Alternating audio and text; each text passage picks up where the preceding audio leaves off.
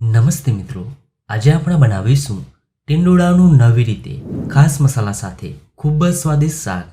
જો તમે પણ આ રીતે બનાવશો તો શાક ખાવાની મજા પડી જશે.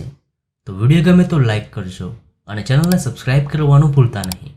તો ચાલો હવે બનાવીએ.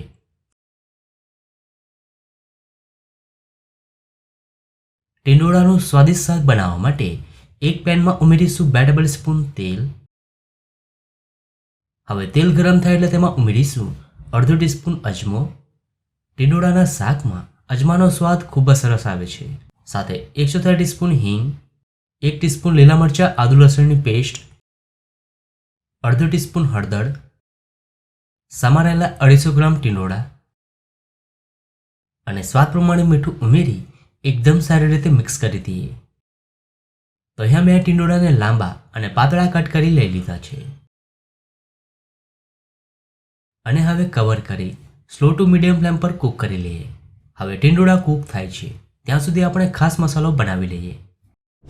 ખાંડણીમાં ઉમેરીશું અડધો કપ પાપડી ગાંઠિયા અને હવે અધકચરા વાટી લઈએ. તમે પાપડી ગાંઠિયાની જગ્યાએ શેકેલો બેસન પણ લઈ શકો છો. હવે ગાંઠિયાને એક પ્લેટમાં કાઢી લઈએ.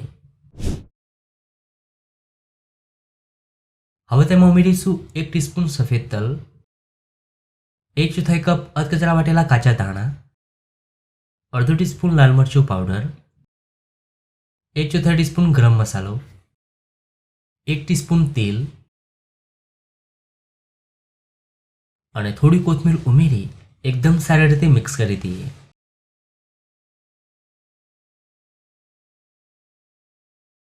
તો શાકનો સ્વાદ વધારતો મસાલો તૈયાર છે. હવે શાકને ચેક કરી લઈએ. તો શાક ખૂબ સારી રીતે ચડી ગયું છે. હવે તેમાં તૈયાર કરેલો મસાલો ઉમેરી દઈએ અને હવે મિક્સ કરી 2 મિનિટ જેવું થવા દઈએ.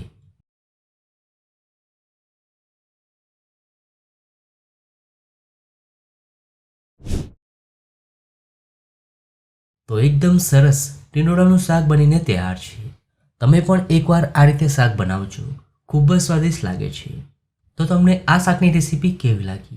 જો રેસીપી ગમી હોય તો વિડીયોને લાઈક અને શેર કરજો.